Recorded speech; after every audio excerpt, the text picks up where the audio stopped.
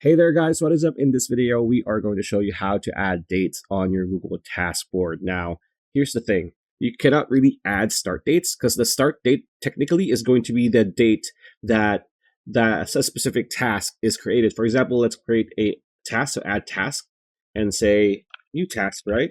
So I just created this specific task, so the task is going to be today's date. And let's add details here. And then you can add a date.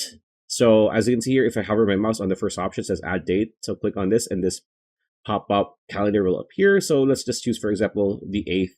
And that is going to be the date for this task. That is going to be the deadline. It's not the start date. Just to be clear, start dates are the dates that these tasks are created, just to be mindful. So yeah, that is how you add a date. So as you can see here, that's all you need to do.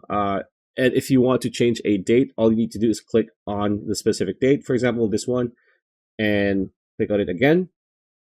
Again, you can just choose whatever. You can even choose no date, or you can choose next week, today, or tomorrow.